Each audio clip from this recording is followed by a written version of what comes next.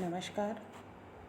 आज हम मैथिली शरण गुप्त के महाकाव्य साकेत के 9वें सर्ग का आगे अध्ययन करेंगे। यहाँ कवि उर्मिला की मनोदशा को अभिव्यक्त करते हुए कहते हैं कि चित्रकूट में जब उर्मिला अपने सभी परिजनों के साथ गई तो उस समय का जो दृश्य था उसी प्रसंग को वह बतलाते हुए अपनी सखी से कहती है, हे सखी, कि जात तथा जमाता समान ही मान तात थे आए, पर निज राज्य न मंजली माता को वे प्रदान कर पाए।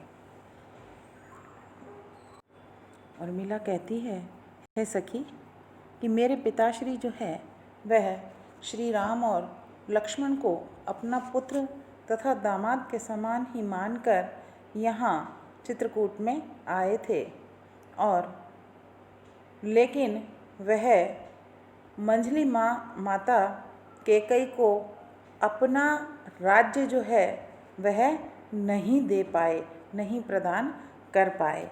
आगे कहती है, मिली मैं स्वामी से पर कह सकी क्या संभल के, बहे आंसू होके सखी सब उपालंब गल के। उन्हीं आगे कहती है कि हे सखी, कि उस समय कि मैं भी अपने स्वामी अर्थात अपने पति लक्ष्मण से मिली थी, परंतु क्या संभल के, मैं कुछ संभल कर अपने मन की जो बात है, अपने हृदय की जो बात है वह उनसे कह न सकी थी। और आगे कहती है कि उस समय कि मेरे सारे जो उपालंब थे वे सारे उपालंब आंसुओं के रूप में बह गए।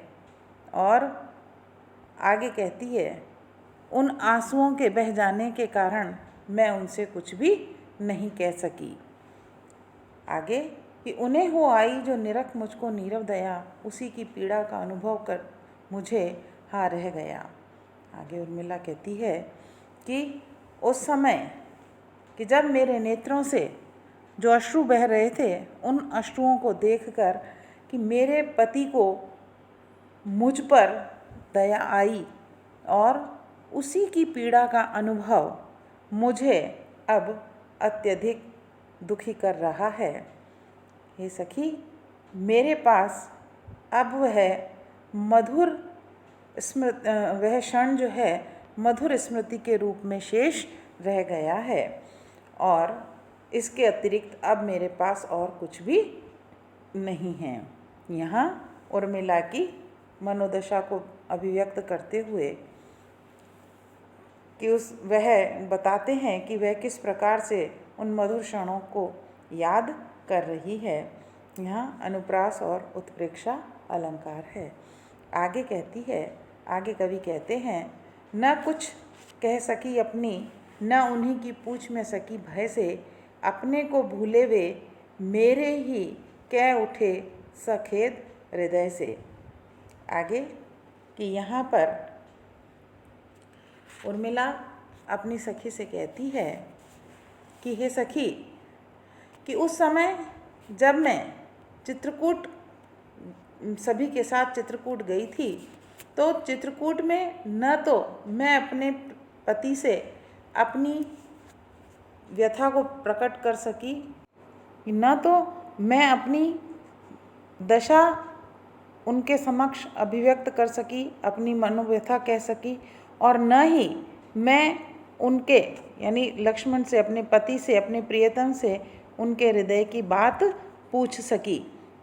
आगे कहती है कि उस समय वहाँ जो गुरुजन थे, जो परिजन थे, उन लोगों के लाज के कारण, उन लोगों से लाज और भय के कारण मैं अपने प्रियतम से कुछ भी नहीं पूछ सकी, कि अपने को भूले वे मेरी ही कह उठे सखेद हृदय से। आगे उर्मिला कहती है कि उस समय कि जो मेरे पति हैं वे अपनी व्यथा को भूलकर मेरी ही व्यथा को, मेरी ही दशा को देखकर दुखी हृदय से कहने लगे और मेरे ही संबंध में पूछने लगे, मेरे ही संबंध में बात करने लगे। आगे उर्मिला कहती है कि मिथिला मेरा मूल है और अयोध्या फूल, चित्रकूट को क्या कहूँ रह जाती हूँ भूल। उर्मिला कहने लगी कि हे सखी, कि मेरा जन्म स्थान जो है वह मिथिला है और मैं अयोध्या का फूल हूँ, अर्थात अब अयोध्या ही मेरा ससुराल है, मेरा घर है, इसलिए अब मैं अयोध्या का फूल हूँ। लेकिन आगे वो कहती है, चित्रकूट के संबंध में मैं क्या कहूँ, यह मैं भूल जाती हूँ। सिद्ध शिलाओं के आधार ओ गौरवगिरी उच्च उदार।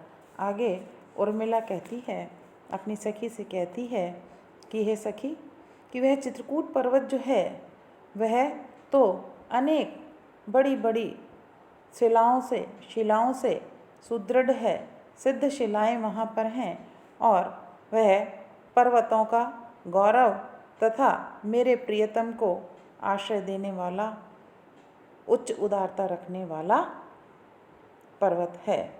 कि यहाँ उर्मिला के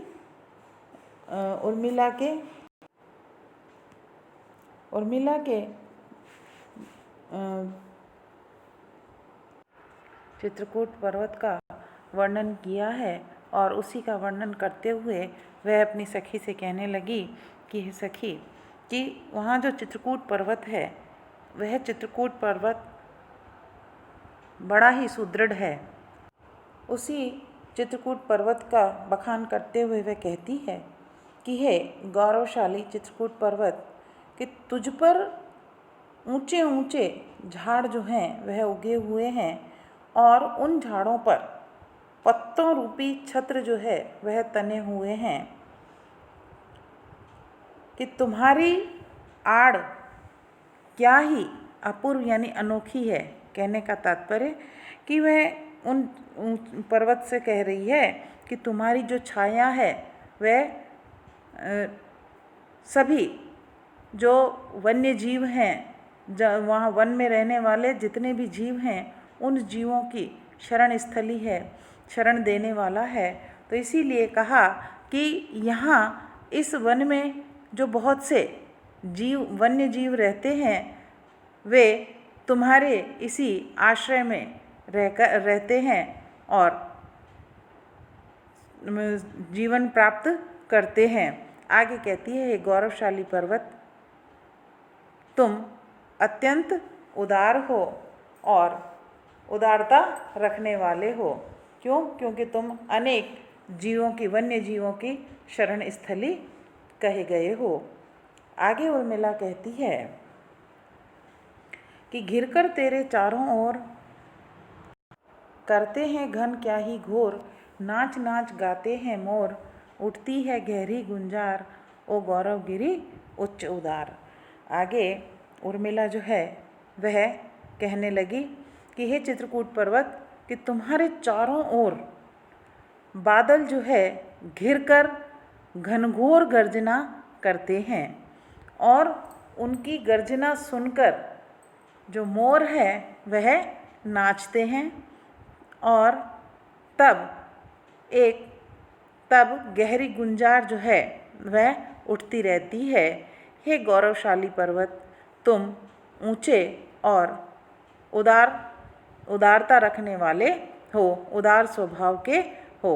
इस प्रकार यहाँ चित्रकूट का वर्णन किया गया है। आगे कहते हैं, नहलाती है नभ की वृष्टि, अंग पहुँचती आतप सृष्टि, करता है शशि शीतल दृष्टि, देता है ऋतुपति श्रृंगार, ओ गौरवगिरी उच्च उदार। आगे उर्मिला जो है वह कहती है कि चित्रकूट पर्वत जो है वह सभी का आश्रय स्थल है और इसीलिए वो कहती है कि हे चित्रकूट पर्वत, कि आकाश से मेघ जो है वह वर्षा करके तुम्हें नहलाते हैं और धूप खिलने से, जब धूप निकलती है तो धूप निकलने से वह तुम्हारे अंगों के जल को पहुँचती है तथा रात्रि में शशि यानी चंद्रमा की रात्रि में चंद्रमा जो है तुम्हारी दृष्टि को शीतलता प्रदान करता है। और ऋतुपति यानी वसंत ऋतु तुम्हारा नए नए पुष्पों से, नए नवीन नवीन कोमल पत्तों से तुम्हारा श्रृंगार करती है, तुम्हें पुष्पों से सुसज्जित करती है। इस प्रकार कहती है कि हे गौरवमय पर्वत, तुम अत्यंत उदार हो, अत्यंत उदारता रखने वाले हो। इस प्रकार उर्मिला जो है वह अपनी सखी को चित्रकूट के जो प्राकृतिक परिवेश है उस परिवेश का वर्णन करते हुए बतलाती है कि यहाँ पर प्राकृतिक चित्रकूट की प्राकृतिक शोभा के साथ साथ विरहिणी उर्मिला के मनोभावों को भी बतलाया गया है।